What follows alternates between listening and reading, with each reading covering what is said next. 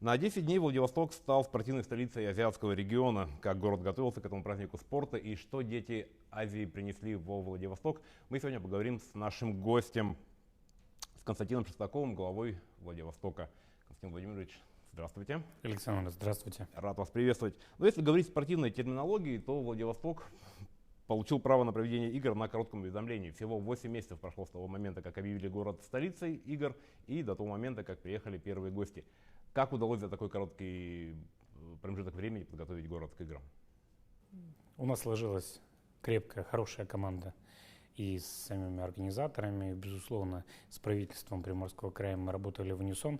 Но только так достигаются адекватные результаты. Только в рамках одной большой команды, поэтому фасады, дорожное покрытие, готовность гостиниц, готовность общепита, готовность наших спортивных объектов, ну и, соответственно, подготовка волонтеров. Это все огромная работа, которую провел в том числе администрация города. Мне кажется, что работа выполнена как минимум на твердую 4, но по большому счету решать участникам соревнований. А насколько важно для города было проведение, стать столицей Детей Азии? Да, если честно, это фантастическое мероприятие для нас, потому что по какому из направлений не начни выявлять плюсы, там везде будут одни сплошные победы. Ну, давайте разберем. Значит, первое – это привлечение дополнительного финансирования на инфраструктуру и инвентарь. Инвентарь – 100 миллионов, ремонты по спортивным объектам города – это еще 200 миллионов. Наш Всесоюзный детский центр «Океан» получил на капитальные ремонты еще 400. Ну а слаженность команды, проверенная в бою, это не измерить, пожалуй, ничем. Ну, стоит отметить, что тысяча волонтеров работала на мероприятиях Всемирных игр Дети Азии, а это тот опыт, который останется навсегда в Владивостоке, и мы точно будем претендовать на мероприятия высокого уровня, в том числе и в области спорта. Ну, а возможность протестировать себя различным службам от правоохранительных, МЧС, с самой администрацией, в том числе по направлению, не знаю, работы, например, общественного транспорта, работы наших спортивных объектов, это журналистов, это все хорошая возможность протестировать и прокачать себя. Ну, а такую возможность можно обрести только в бою. Такой бой мы вот сейчас проходим, и я надеюсь, что спокойно завершим его уже завтра. При подготовке к этому бою вы как-то опирались на опыт нашего Якутска, Южно-Сахалинска, встречались с коллегами? Только так. Это возможно. Если говорить о том, что ты хотел бы провести мероприятие качественно, неважно, какое это должно быть мероприятие, все равно нужно опираться на тот опыт, который уже был приобретен, а не набивать свои собственные шишки. Собственно говоря, вот именно поэтому и по Южно-Сахалинску, и по Якутску мы брали обратную связь, на что стоит обратить внимание, а какие акценты расставить, там, в чем видят слабые там, стороны, вот, там, подготовки в каждый конкретный момент. Это все возможно только благодаря такой коммуникации тех команд, которые работали там, и тех, которые работают сейчас здесь. Кстати, многие из ребят, которые работали в Якутске, они работали здесь при подготовке, поэтому огромная им благодарность. Со дня на день игры завершатся. Я думаю, что полный разбор полетов будет у вас чуть попозже, но все-таки какие-то промежуточные итоги, промежуточные результаты. Давайте так. Все-таки мы же говорим о городе, да. А это 15 тысяч посетивших официальные мероприятия. Значит, у ребят, которые приезжали на эти мероприятия, у их родителей появилось чуть больше мотивации заниматься спортом. Это раз. Мы прокачали 1000 волонтеров, и это фантастика. Ведь впереди, даже в этом году, у нас Тигриный саммит, Восточный экономический форум. Ребята уже даже в этом году приобрели дополнительные компетенции и прокачали себя. Что же еще? 2000 участников с дальневосточного региона, Сибири, Москвы, Урала, ну и 12 стран. Как бы это ребята, которые приехали и навсегда для себя в сердце, я уверен, оставили частичку Владивостока, благо природа была благосклонна к нам, и практически все дни прошли при хорошей погоде, а это тоже очень немаловажно. На чем сделать еще акцент? Мне казалось, что трансляции наших мероприятий в 50 странах – это тоже важное достижение для нас. Ведь если мы говорим о Восточном экономическом форуме, то, как правило, Владивосток предстает в экономической повестке. А здесь есть возможность себя проявить в повестке спортивной и закрепиться, в том числе и в возможностях проведения будущих мероприятий. Мы искренне хотели бы, чтобы Urban Games будущего года проходили именно у нас, а где, как ни на текущей площадке, стоило бы заявиться об этом. Да, у нас еще в сентябре прошлого года у нас была большая задумка провести или заявиться городу Владивостоку на проведение Олимпийских игр. Но у нас будут те мероприятия или те форматы, которые будут комфортны для нас.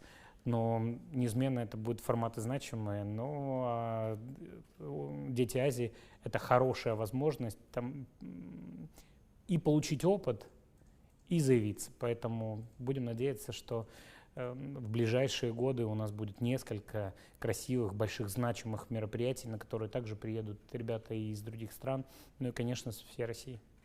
Мы привыкли называть Дети Азии спортивным праздником. Чувствуют ли горожане, жители Владивостока этот праздник? Есть ли у вас какая-то обратная связь? Убежден, что надо спросить прямо на улицах. Это будет самый честный отклик. У меня, безусловно, да. Я со своей семьей, мы приходили на соревнования и на открытие. Конечно, это красиво и значимо. Ну, там чего стоят те номера, которые были представлены на открытии. Я убежден, что никого они не расставили равнодушными. Конечно, ощущение праздника, я уверен, что витало в воздухе. Понятно, что на этих играх каждый болеет за свою сборную. Не удивлюсь, если вы болеете за сборную Приморья. Как вы оцениваете их результаты? Вы знаете, эти соревнования показали, что наши ребята точно обладают крепким дальневосточным характером и способны показать яркие результаты. Это раз.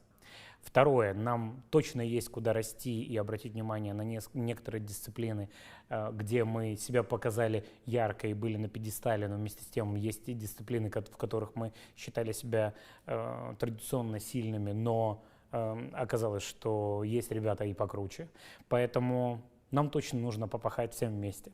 Но отметить ребят, которые практически 50, вот на сегодня, вот прямо на текущий момент, 50 ребят поднимались на пьедестал почета в рамках этих соревнований. Отметить нужно каждого, отметить нужно наших тренеров, которые, я предполагаю, что то, что душу, время, силы вложили, это факт, и совершили некий маленький подвиг для того, чтобы наши мальчишки и девчонки почувствовали эту радость победы на международных соревнованиях. Вы не представляете, а может быть, представляете, как журналисты, какой трепет испытывали наши владивостокские мальчишки и девчонки, поднимаясь или получая эту самую золотую, серебряную или бронзовую медаль на пьедестале почета под звуки гимна нашей страны.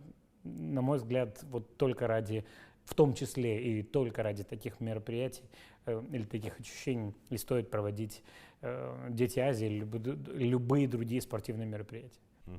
Давайте немножко поговорим о связях между Якутией и Владивостоком. Раньше Владивосток для якутян ассоциировался с городом, где можно купить недорогую японскую машину. С недавних пор Владивосток вошел в топ городов, где якутяне предпочитают отдыхать. По-моему, это очень большой прогресс, очень большой плюс. Будут ли как-то в дальнейшем развиваться связи между нами? Мы все вместе крепко для этого постарались. Я убежден, что вы знаете о том, что мы организовывали блогер-туры из Якутии к нам сюда, в Владивосток, и показывали лучшие локации, лучшие варианты для отдыха и туризма здесь, в первую очередь в городе Владивостоке. Было открыто железнодорожное сообщение, которое для нас тоже очень ценно.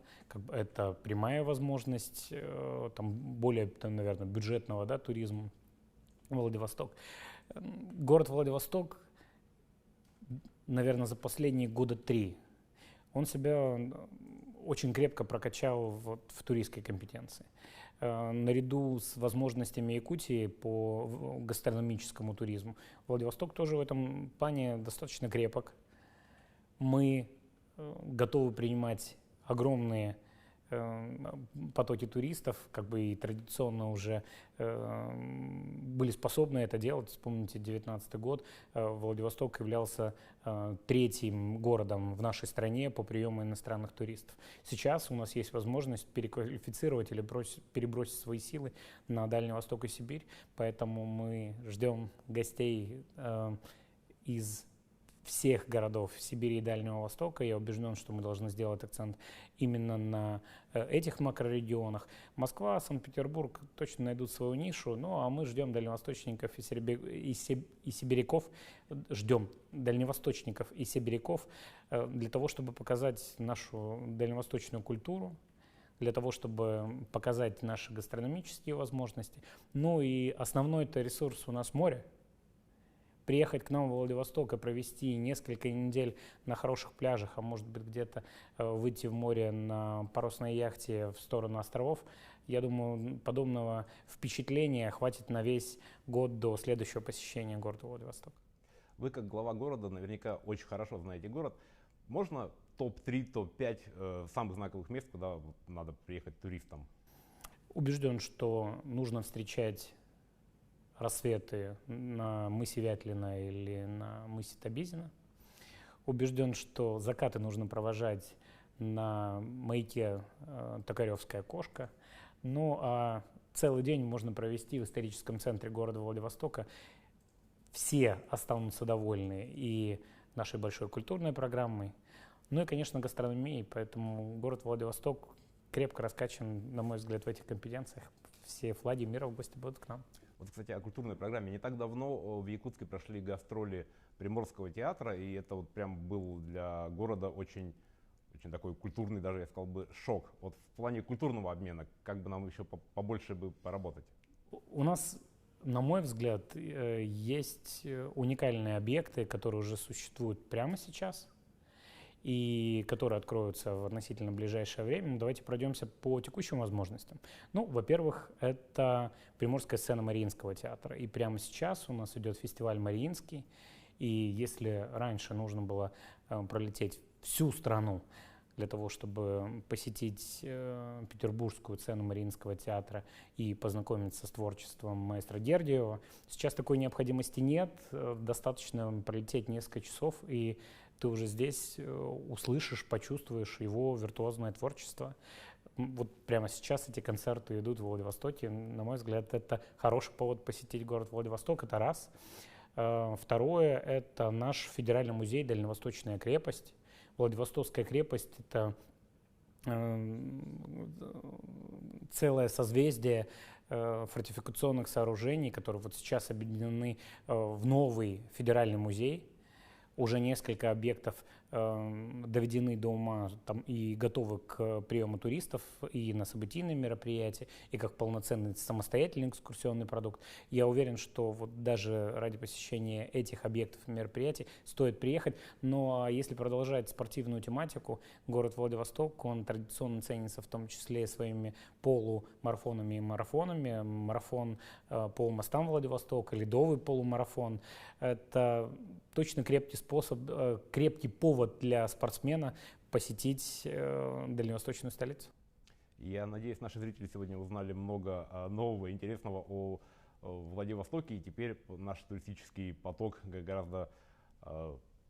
гораздо больше, он сильно увеличится. Большое вам спасибо за интересный разговор. И мне было интересно, и уверен, нашим зрителям тоже. Благодарю. Это было актуальное интервью. Всего доброго.